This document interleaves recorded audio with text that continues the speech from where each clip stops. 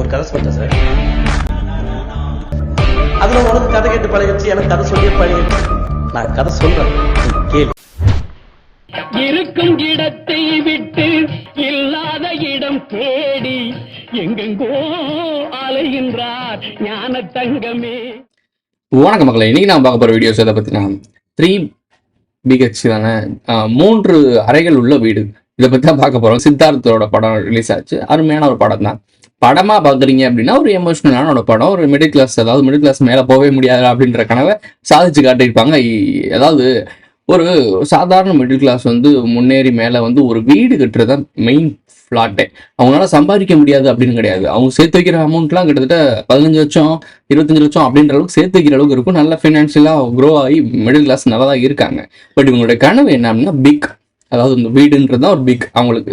So அதை அவங்க நிறைவேற்றுறதுக்கு வச்சா கதையம்சமாக இருக்கும். கடைசி இறுதியில் ஒரு வீடும் ஃப்ளாட்டில், அதுவும் எங்கே வாங்குறாங்க பாருங்க, ஃப்ளாட்டில். இந்த ஃப்ளாட்டில் வீடு வாங்குறதே எனக்கு தெரிஞ்சுனால சக்ஸன் பண்ணவே மாட்டேன். இப்போ ஒரு லேண்டு வாங்கி அங்கே வீடு கட்டுறீங்க அப்படின்னா அது உங்களோட லேண்டு, அதை இடிச்சு வேறு ஏதாவது பண்ணலாம், என்ன வேணால் பண்ணலாம். அந்த லேண்டில் உங்களுடைய இடம். ஸோ புரியும் நினைக்கிறேன். ஃப்ளாட்னா அப்படி கிடையாது. மேலே உங்கள் இடமா இருக்கும், அதுக்கு மேலே இன்னொருத்தனோட இடமா இருக்கும், அது கீழே. இது ஒரு எனக்கு தெரிஞ்சு இது வந்து ஒரு தப்பான ஒரு அணுகுமுறைன்னு நினைக்கிறேன். இது எப்படி இவ்வளோ வியாபாரம் பண்ணானுங்கன்னு சொல்லிட்டு அவங்களுடைய மூளை எப்படி வியாபாரம் பண்ணி வித்துருக்காங்க பாருங்க. கீழே நம்மளோட இடம், வீடு, நம்ம வீடு, அதுக்கு மேலே இருக்க இன்னொருத்தன வீடு.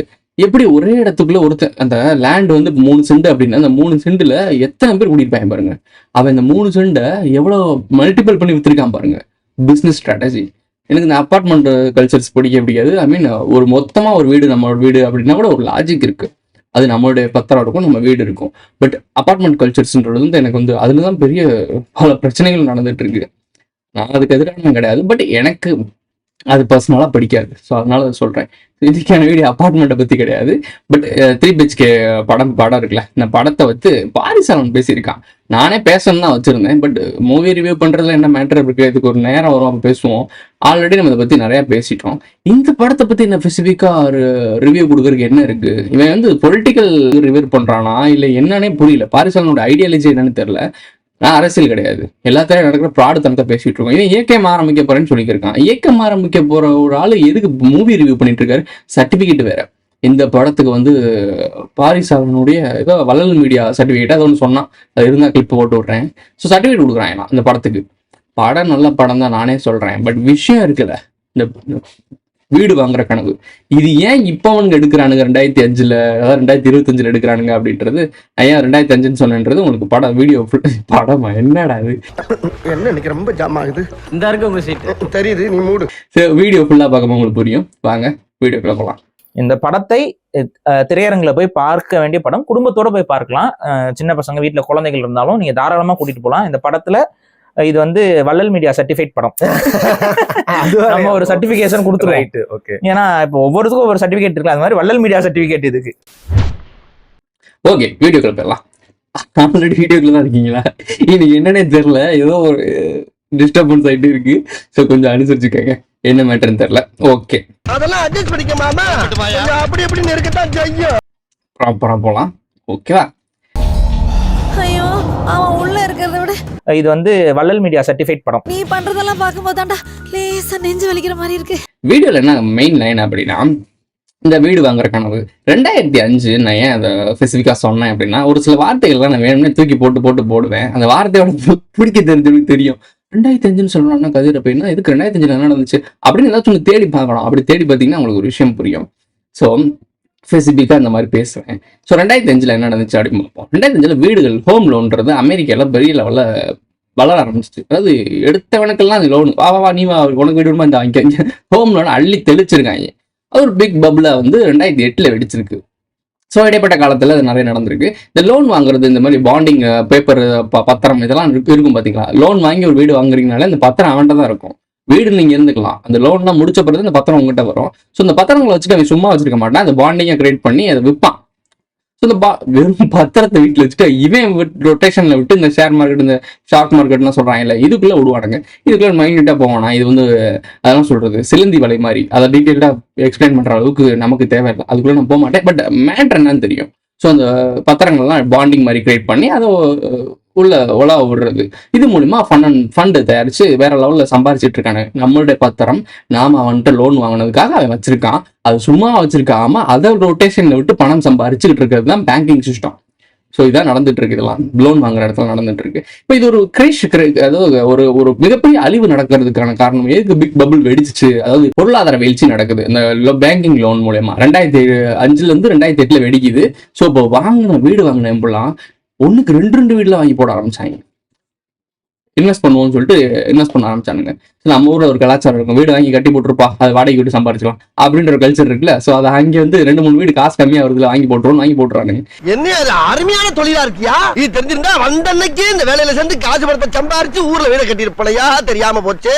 இப்போ அடிஷனலா வாங்கி போடுறவன் என்ன பண்ணுவான் அப்படின்னா, அது கடன் கட்ட முடியல, அந்த 2008 கிரெடிட் ஆன பிறகு ரொம்ப லெவல் இப்போ வீட்டோட விலை வந்து 20 லட்ச ரூபான்னு வச்சுக்கோமே. அந்த டைமிங்ல சும்மா ஒரு பேசிக்கா 20 லட்ச ரூபான்னு வச்சுக்கோங்களேன். அவன் 45 லட்சம் 50 லட்சம் கட்டுற மாதிரி இருக்கும். அந்த வீட்டோட மதிப்பு 20 லட்சம், ஆனா அவன் கட்டுறது வந்து 45 லட்சம் மேல கட்டுற மாதிரி இருக்கும். அப்ப அவன் என்ன பண்ணுவான், திவால் ஆயிடும். ஆளூரா சாமி பேங்க்ல கொடுத்துட்டு போயிடுவான். ஏன் நான் சொல்றேன் அப்படின்னா, நான் வண்டி வாங்கினேன், எஃபிசிட் என்னோட ஃபேவரட் பைக் வாங்கினேன், லோன் போட்டு வீட்டுல வாங்கி கொடுத்தாங்க. ஸோ நான் ஓட்டிக்கிட்டே இருந்தேன். லாக்டவுன் டைம் வேற, ஒர்க் இல்லை, ஷூட் போக முடியல. அப்போ நான் ஒரு சேனல் ஒர்க் பண்ணிட்டு இருந்தேன். ஸோ ஒர்க் போக முடியல. அப்போ என்ன ஆச்சு அப்படின்னா, ஒரு கட்டத்துல எனக்கு ஆக்சிடென்ட் ஆயிடுச்சு. ஸோ இப்போ இந்த ஆக்சிடென்ட் ஆன பிறகு நான் ஒர்க்கும் போக முடியல. அப்போ முத ஒரு அது எங்கே போறேன் பாருங்க, பணம்லாம் வசூல் பண்ண போவாங்கல்ல, மகளிர் குழு மாதிரி குழு, பேங்கிங் சம்மந்தமாக தான். ஸோ அந்த இதுக்கு தான் வேலைக்கு போறேன். 1 மந்த் ஒரு வாரம் ட்ரைனிங் கொடுக்குறானுங்க. அந்த ட்ரைனிங் முடிச்சு வீட்டுக்கு வரப்போ தான் ஆக்சிடென்ட் ஆச்சு. ஸோ அந்த ஆக்சிடென்ட் அப்புறம் அந்த பைக் பயங்கரமா அடி ஆயிடுச்சு. பைக் எனக்கு வாங்க வேண்டிய அடி, அந்த பைக் வாங்கிடுச்சு. அட்டி மரணமான அடி. ஸோ அதை வேலை பார்க்கறதுக்கே கிட்டத்தட்ட 12,000 மேலே செலவாகும். மாசம் 4,000 ரூபாய்க்கு டியூ வேற கட்டணும். ஸோ இந்த மாதிரி விஷயங்கள்லாம் போகும்போது ரொம்ப பெரிய அமௌண்ட்டா வந்து நின்றுச்சு. லாக்டவுன் டைம் வேற கட்ட தேவையில்லைன்னு சொன்னாங்க. ஆனால் மொத்த அமௌண்ட்டையும் கட்டி ஆகணுன்ற மாதிரி சீக்கிரம் ப்ரெஷர் பண்ண ஆரம்பிச்சாங்க. இப்போ என்ன ஆயிடுச்சு அப்படின்னா, பைக்கே கொடுக்குற மாதிரி ஆயிடுச்சு. வண்டியில கிட்டத்தட்ட நான் 40,000-50,000 கிட்ட கட்டியிருப்போம். அந்த வண்டிக்கு கொடுத்துட்டோம் சும்மாவே. ஸோ அதை நான் இழந்திருக்கேன். ஸோ பைக்கில் இழந்திருக்கு. ஸோ இப்போ இந்த மாதிரி தான் அங்கே நடந்திருக்கு. அந்த டைமிங்ல லோன் கொடுத்து இந்த மாதிரி பஜாஜ்ல தான் வாங்கினேன். ஸோ அந்த மாதிரி அந்த டைமிங்ல நடந்திருக்கு. அவங்க வீடெல்லாம் வாங்கி வச்சுட்டு கொடுத்துட்றாங்க. ஒரு கட்டத்துல கடன் இப்போ நான் எப்படி பைக் கொடுத்தனோ அது மாதிரி வீடை கொடுத்துருவானுங்க. ஏன்னா அவங்களுக்கு வந்து முதல் போயிடக்கூடாதுன்றக்காக இப்போ 20 லட்சம் தான் மதிப்பு உள்ளதுக்கு 45 லட்சம் தான் கட்ட முடியாது, அது தேவையில்ல, இப்போ சின்ன லெவல்ல விட்டுக்கிறேன்னு சொல்லி கொடுத்துருவானுங்க. பட் பிரைமரியா வாங்கி வைப்பாங்கல்ல, இப்போ ஒரே ஒரு வீடு, இந்த சித்தார்த் படம் மாதிரி, இந்த 3 BHK அந்த படம் மாதிரி வாங்கக்கூடிய வீடு வாங்கலாம், அதை காப்பாற்ற தான் பார்ப்பான். அதுக்கு எவ்வளவு வேணாலும் கட்டி காப்பாற்ற ட்ரை பண்ணுவான். அந்த 1 ரூபா ஷாம்புக்காக. ஸோ அவனுங்க எவ்வளவுதான் குறி சேர்த்த மாதிரி சேர்த்து எப்படியாவது கடன் வாங்கி, திட்டு வாங்கி, லோன் வாங்கி, என்னமோ இளவு வாங்கி அந்த வீட்டை தன்னகம் படுத்துறதுக்காக, சொந்தமாக்குறதுக்காக உழைச்சிக்கிட்டே இருப்பான். அந்த காசை கட்டி தான் தீருவான். ஸோ அவனாலதான் பல இந்த சர்க்கிள்ஸே சுத்திட்டு இருக்கு. இந்த மாதிரி இருக்க மக்கள்னாலதான் அடிஷ்னலா வாங்கினவங்கலாம் எஸ்கேப் ஆயிடுவான். இப்போ பிரைமரியா வாங்கினவன் தான் மாட்டிக்கணும். அப்போ ஒரு இடத்துல லோன் கொடுக்குறாங்க, ஹோம் வாங்கலாம்னா இருக்கவே வாங்கலாம். எனக்கு வேணும் அப்படின்னு நினைக்கிறேன், வாங்கலாம். ஏன் வாங்கி போடுவோமே, காசு இருக்கே அப்படின்னு சொல்லிட்டு வாங்கி போட்டனால மக்களோட ஆசையை அவன் பயன்படுத்திட்டான். ஒருத்தன் ஆசையை தூண்டும் போதும். ஒருத்தனை ஏமாத்தணும்னா அவன் கிட்ட கருணை எதிர்பார்க்க கூடாது, அவன் ஆசையை தூண்டணும். அதான் பேசிக் சதுரங்க வேட்டை அதேதான். ஆசையை தூண்டி விட்டுறது, அதுக்கப்புறம் வாங்க விட்டுறது, வாங்கின அப்புறம் அவனை மொட்டை அடிச்சு அனுப்பி விட்டுறது. இதுல ஜெயிச்சது யாரு? Banking system. ப்ரோ கிரெடிட் ஆயிடுச்சு, பல பேங்க் திவால் ஆச்சு. பேங்க் திவாலான எவனுமே ரோட்டுக்கு வர மாட்டான், வெளிநாட்டுக்கு தான் போவான். இது அவனுக்கு புரியாது. ஓகே, இப்படி ஒரு விஷயம் நடந்துட்டு இருக்கு. இப்போ இதுல என்ன நடக்குது அப்படின்னா, இதெல்லாம் கன்சிடர் பண்ணி இந்த மாதிரி திவாலாகிற டைமிங்ல ஒரு நிறைய கம்பெனிஸ் எல்லாம் பூம் ஆகி அவன் வெயிட் பண்ணி வச்சிருக்கான். அதுக்காக வெயிட் பண்ணுவான். அதாவது இவனுங்க சிஸ்டமே வேற மாதிரி இருக்கும். ஒரு டைம் லோன் கொடுப்பான், அந்த லோன் டிவால் ஆச்சு அப்படின்னா இதை காப்பாத்துறதுக்கு ஒரு பாண்டிங் சிஸ்டம் இருக்கும். அந்த பாண்டிங் சிஸ்டம் ப்ராப்ளம் ஆச்சுன்னா இன்னொருத்தன் வேற கம்பெனி வந்து இதை காப்பாத்தி விடுற மாதிரி இருக்கும். இவனுங்களை இந்த பேங்கிங் பெரிய முதலைகள் பண முதலில காப்பாத்துறதுக்கு ஏகப்பட்ட கட்டமைப்பு இருக்கு. கன்சியூமர்ஸ் நம்மளை காப்பாத்துறதுக்கு ஒண்ணுமே இல்லை. அதான் உண்மை. இதை புரிஞ்சுக்க. அதனால சொல்றோம். இப்போ ஏன் இதை பத்தி அவனுக்கு பேசுறேன் ப்ரோ, என்ன ப்ரோ படத்தோட ரிவ்யூ பத்தி பேசுறீங்கன்னு சொல்லிட்டு 2008 2006 இருக்கேன் நம்ம சொல்லிக்கிறீங்க ப்ரோ, பொருளாதார வீழ்ச்சின்னு பேசிட்டு இருக்கீங்க ப்ரோ அப்படின்னு. அதுக்கு இந்த படத்துக்கு என்ன ப்ரோ சம்பந்தம்னா, இந்த படத்தை பார்த்தோன்னே இந்த மிடில் கிளாஸ்லாம் என்ன நினைப்பாங்க, கொஞ்சம் கொஞ்சமா காசு எடுத்து வச்சிருப்பாங்க. இப்போ இந்த இன்வெஸ்ட்மெண்ட் பண்றதுக்கு வந்து கோல்டுல வாங்கலாமா இல்ல வேற ஏதாவது வாங்கலாமான்னு வெயிட் பண்ணிட்டு இருப்பாங்க. இப்போ நான் அடிச்சு சொல்றேன், பேங்கிங் சிஸ்டம் எல்லாத்துலயுமே ஹோம் லோன் அதிகமா கொடுக்க வாய்ப்பு இருக்கு. அமெரிக்கா மாதிரி இங்கேயும் ஒரு வேலை நடக்க போகுது. 2029 ஃபினான்ஷியல் கிரைசிஸ் வரப்போகுது. அப்படி கிரைசிஸ் சும்மா வரக்கூடாதுல்ல, அது கன்சியூமர்ஸ் நிறைய பேர் இதில் பாதிக்கப்படணும். பெரிய லெவலில் ஒரு எல்லாரையுமே ஒரு ஆட்டாம்பளிக்கையில் போட்ட மாதிரி புழுக்கணும், மாட்டணும், ஆக்டோபஸ் கை மாதிரி போட்டு நெருக்கணும்ல. அதுக்கு லோன் கொடுத்து தள்ளணும். இப்போ ஹோம் லோன் யாருக்கும் நிறைய கொடுக்குறாங்க அப்படின்றத தெரிஞ்ச கமெண்ட்ல சொல்லுங்க. நம்மளாம் வாங்குறதே கிடையாது, ஸோ அதெல்லாம் தெரியாது. வாங்குறவங்க யாராச்சுன்னா கமெண்ட்ல சொல்லுங்க.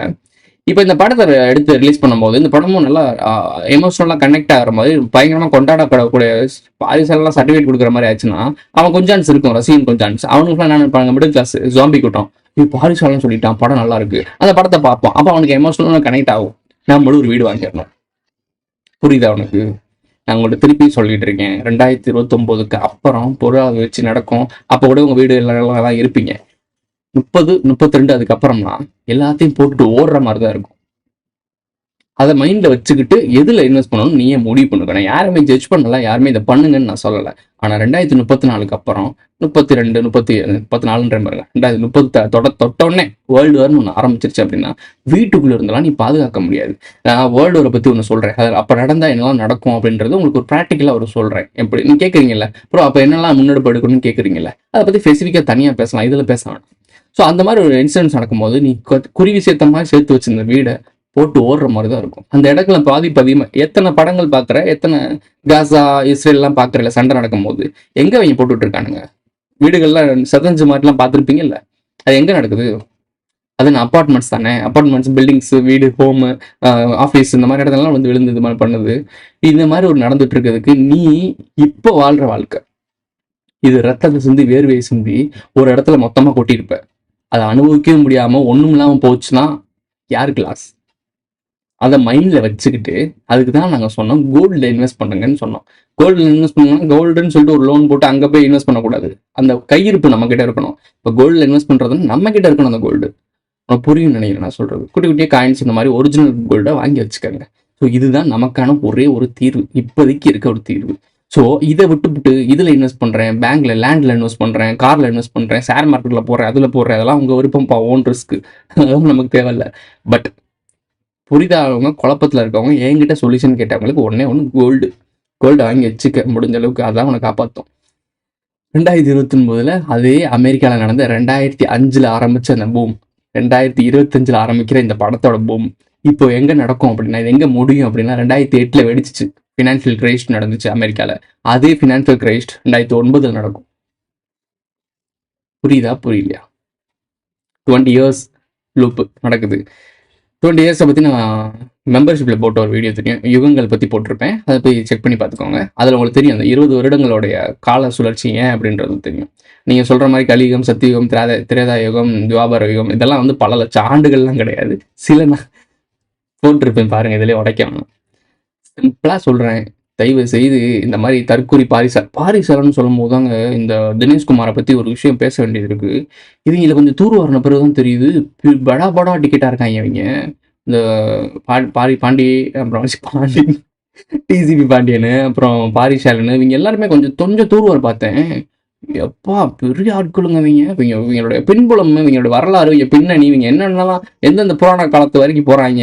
வள்ளல் பாரி எல்லாம் இருக்காங்கல்ல, வள்ளல் பாரியை பற்றி படிங்க ப்ரோன்லாம் என்ன சொன்னாங்க. அதுவும் இந்த கேட்டகரியில் வந்துடும், இவங்க கேட்டகரியில் வந்துடும்.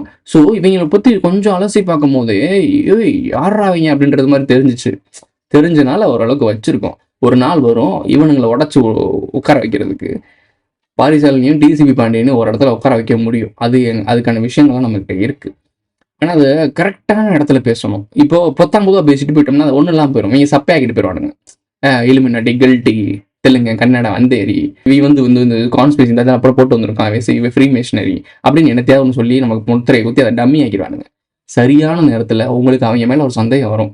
அவங்க மேலே ஒரு சந்தேகம் வரும்போது இதை தூக்கி போட்டால் இப்போ தும்முனா சரியாக இருக்குன்னு சொல்லிட்டு அப்போ தும்முறேன். கரெக்டாக புரியும் அவனுக்கு, அப்போ புரியும். அதனால அது வரைக்கும் வெயிட் பண்ணுங்க. ஆனால் இருந்தாலும் சொல்கிறேன், பாரிசாலன்ட்ட ஸ்டஃப் குறைஞ்சிருச்சு. அவங்ககிட்ட மொத்தமாக சோத்து பிளேயர் மாதிரி உட்காந்துட்டாப்ல. ஒரு காலத்தில் ஓடி விஷயங்களை திரைக்கடல் ஓடி திரவியம் தேடின்னு ஓடினாப்ல. இப்போ ஓடுறதெல்லாம் கிடையாது. அப்படியே சோத்து பிளேயர் மட்டும் உட்காந்துக்கிட்டு எனக்கு பேசுறது. இதுக்கு வேலை போயிடுச்சு. கொடுக்குற ஸ்கிரிப்டை மட்டும் படிச்சுட்டு எனக்கு பேசுறது. இந்த மாதிரி மூவி ரிவ்யூ பண்ணிட்டு இருக்கேன். இவன் வேலை என்ன? உன்னோட ஃபாலோவர்ஸ் எவ்வளோ பேர் இருக்காங்க, என்னென்ன விஷயங்களை பேசலாம், தற்கொலையாட்டா என்ன தேவை பேசிக்கிறீங்க, கீழே ஃபயர் விட்டுட்டு இருக்காங்க. இவங்களோட ஃபாலோவர்ஸ் நம்மளை வந்து வேறு கமெண்ட்ல பேசுகிறேன். போங்கடா. இது ஒரே ஒரு விஷயம் தான் ப்ரோ சொல்கிறேன். நீங்கள் என்ன வேணால் பண்ணிட்டு போங்க, யாருக்கு வேணால் ஃபேன்ஸாக இருங்க, யார் வேணால் ஃபாலோ பண்ணுங்க. 2029 வரைக்கும் தான் உனக்கு டைமிங். அதுக்கப்புறம் நீ ஓடவும் முடியாது, ஒழியவும் முடியாது. எல்லாரும் கையெறிச்சிட்டு ஓடிவாங்க. ஏன்னா அவனுங்க இந்த கொடுத்துட்டு தான் இருக்க போகிறாங்க. அதெல்லாம் நடக்க வேண்டான்றதுக்காக தான் பேசுகிறோம். புரியல உங்களுக்கு. இந்த சவுக்கு சங்கர் எடுத்துக்குவோம். சவுக்கு சங்கர் முதல் ஏடிஎம்கேக்கு முட்டு கொடுத்தாரு, அடுத்து டிஎம்கேக்கு, அதுக்கு முன்னாடி டிஎம்கேக்கு முட்டு கொடுத்தாரு. ஸ்டாலின் வந்தால் தான் எல்லாம் மாறும் அப்படின்னு உங்களுக்கே தெரியும். வீடியோஸ்லாம் இன்னும் யூடியூப்ல இருக்கு. ஸ்டாலின் அவங்க ஏடிஎம்கே டிஎம்கேன்னு மாற்றி குரங்கு மாட்டா தப்பி ஒவ்வொருத்தனும் சப்போர்ட் பண்ணி பெட்டி வாங்கிட்டு இருப்பாப்ல. டிஎம்கே வீட்டுக்கு சாக்கடை அனுப்பி விட்டுருச்சு. இப்போ டிவிகே கிட்ட உட்காந்துட்டாரு. டிவிகே ஃபேவரா பேசுறாரு. இவங்க தான் பொலிட்டிக்கல் ஞானிகள், கணிக்கிற ஞானிகள் இல்ல, உங்க மண்டையில திணிக்கிற ஞானிகள். இவங்கெல்லாம் திணிக்கிறாங்க. உங்களை கூட்டி வந்து மண்டையை திறந்து அதுக்குள்ள அள்ளி போடுறாங்க. இன்னைக்கு வந்து ஏடிஎம்கே தூக்கி போடு, எடப்பாடியை போட்டு தூக்கி போடு, அடுத்து ஸ்டாலின் பண்ணி தலைவர் யாரா இருக்கு தூக்கி தள்ளி போடு, அடுத்து டிவிகே தலைவர். உங்களுக்கு ஸ்ட்ராட்டஜி என்ன தெரியுமா? உங்களுக்கு 2 பேர் முன்னாடி உட்கார வச்சுட்டு அவங்க என்னன்னே புரியும் பேசுவாரு. ஸ்ட்ராட்டஜி என்ன நடக்குதுன்னு தெரியுமா? அவங்க பேர் இந்த பொண்ணு பேர் என்ன செய்ய தெரியல, அவங்க பேரை சொல்லிட்டு மண்டையை திறந்து டிவிகே விஜய் எடுத்துட்டு இருக்காரு. இவ்வளவுதான் இந்த பொலிட்டிஷியனு, இவ்வளவு இந்த பொலிட்டிக்கல் அனலைசிஸ்ட். என்ன சொல்லுவாங்க, கணிப்பார்ல, கணிக்கிற ஞானிகள், நேஷனல் மாதிரி இவங்க மாதிரி பொலிட்டிக்கல் நேஷனல்ஸ். இவங்கெல்லாம் நம்பிக்கிட்டு ஒரு 100 லட்சம் பேர் சுத்திட்டு இருக்கானுங்க. ஒரு பேர்னா சவுக்கு சங்கர் சொன்னா கரெக்டா இருக்கும், பாரிசலன் சொன்னா கரெக்டா இருக்கும், பாண்டியன் ஐயா சொன்னா கரெக்டா இருக்கும். ஒரு ஸ்டார்ட்ஸ் வேற கண்ணில் சக்சஸர்ல வந்துச்சு, டிசிபி பாண்டியனோடது.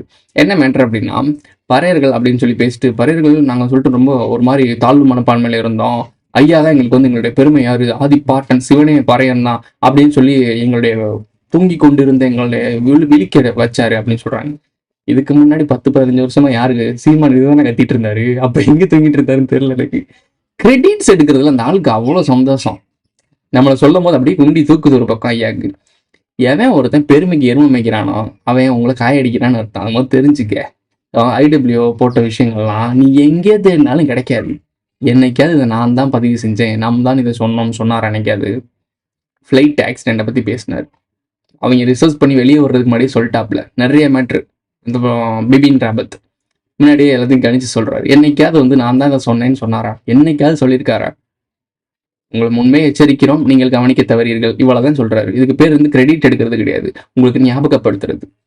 ஆனா இவங்கெல்லாம் பாரு, நாங்க தான் அன்னைக்கே சொன்னோம்ல. ஏன்னா உங்க மத்தியில அவங்கள உயர்த்தி காட்டிக்க ட்ரை பண்றாங்க. எனக்குமே தேவையில்லை. இப்ப நான் சொன்ன விஷயம் நடந்துச்சுன்னு வச்சுக்கோமே, எனக்கு தேவையில்லை, நான் ஓடி ஒளிஞ்சுக்கிட்ட ஐயோ சாமி ஆள விடுறாண்டு. ஏன்னா அப்புறம் என்ன பண்றோம், ஏன்னா அன்றே கணித்தான்னு சொல்லிட்டு வேற மாதிரி கொண்டு போயிடுவானுங்க. அதை வந்து ஒரு ஒரு கட்டமைப்புக்குள்ள கொண்டு போயிடுவானுங்க. கட்டமைப்புக்குள்ள நம்ம போகவே கூடாது என்னைக்குமே. சோலோ கிரியேட்டரா இருந்து போறது நல்லது. கட்டமைப்புக்குள்ள போயிட்டோம்னு வச்சுக்கோங்களேன், நம்மகிட்ட ரொம்ப எதிர்பார்க்க ஆரம்பிச்சிருவானுங்க. நம்மளுக்கு ஒரு ஒரு கட்டுப்பாடு வந்துடும். ஐயோ இவங்க இவ்வளவு எதிர்பார்க்குறாங்களே அப்படின்னு சொல்லி இவங்களுக்காக வேலை பார்க்குற மாதிரி ஆயிரும். அவங்களுக்காக நான் வேலை பார்க்க வரல, நான் தெரிஞ்சுக்கிட்டதை ஷேர் பண்றேன் அவங்களுக்கு, அவ்வளவுதான். ஸோ இதுதான் மேட்ரு. இவங்களெல்லாம் கொஞ்சம் நோட் பண்ணுங்களேன். யார் ஒருத்தவங்க நான் தான் இதை செய்தேன், முதலில் ஐயா தான் கண்டுபிடித்தார், முதலில் பாரிசாலன் தான் சொன்னார், முதலில் சவுக்கு சங்கர் தான் இதை கணித்தார், இப்படின்னு யாராச்சும் ஒருத்தவங்க தான் செய்தான் கிரெடிட் எடுக்க வராங்கனாலே அவங்ககிட்ட கொஞ்சம் ஜாக்கிரதையா இருந்துக்கோங்க. வேற ஒண்ணுமே கிடையாது. இந்த படம் இருக்கு, சித்தார்த் படம், இந்த 3 ரூம் இருக்கு வீடு, இந்த ஆனந்தப்பற வீடு மாதிரி வீட்டு கனவை கொஞ்சம் தூக்கி ஓரமா வச்சுட்டு, கொஞ்சம் முடிஞ்ச அளவுக்கு அமௌண்ட்டை சேர்த்து வச்சுட்டு, கையிருப்பு காசு வச்சுக்கிறத விட கோல்டா வச்சுக்கோங்க. அது எப்போ வேணா உங்களுக்கு கை கொடுக்கும்.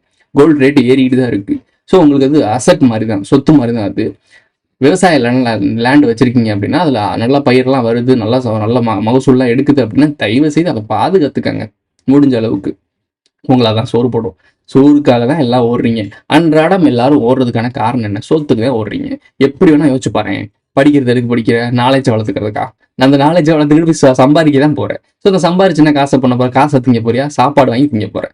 ஸோ என்னதான் ஃபைனலி நம்ம ஓடுறதுக்கான காரணம் உணவுக்காக தான். ஸோ இப்போ இந்த உணவுன்றது ஒரு லேண்ட் இருக்கு அப்படின்னா பாதுகாத்து வச்சுக்கோங்க. இவ்வளவுதான் மேட்ரு. ஸோ இவ்வளவுதான் என்ன சொல்ல முடியும். உள்ள இறங்கி டீப்பா அனலைஸ் பண்ணி சொல்ல முடியாது. ஜாலியாக தான் சொல்லிட்டு போக முடியும். நம்மளுக்கு சீரியஸாக சொன்னால் பதவிவாங்க. அதனால கொஞ்சம் சாஃப்டாக சொல்லிட்டு போவோம். 2026 2008 நடந்தது நடக்க போகும். இவ்வளவுதான் மேட்ரு. பொருளாதார வீழ்ச்சிக்கு தயாராகு. இதோட இந்த வீடியோ முடிஞ்சிருச்சு. இந்த உங்களுக்கு பிடிச்சிருச்சு நான் லைக் பண்ணுங்க, கமெண்ட் பண்ணுங்க, சப்ஸ்கிரைப் பண்ணுங்க, மறக்காம பெல் ஐகானை ஆல் போட்டு இந்த ஃப்ரெண்ட்ஸ்லாம் ஷேர் பண்ணுங்க. உங்களுடைய கருத்துக்களை கமெண்ட்ல பதிவு செஞ்சுட்டு போங்க. சேனல்ல மெம்பர்ஸா ஆட் ஆகணும்னு நினைக்கிறீங்க, ஜாயின்ட்ற பட்டனை போட்டு விடுங்க. சூப்பர் தேங்க்ஸ், சூப்பர் சாட்லாம் பண்ணணும், எஸ்ன்ற சிம்பிள் தட்டி விடுங்க. அவ்வளோதான். அடுத்த வீடியோ சந்திக்கலாம்.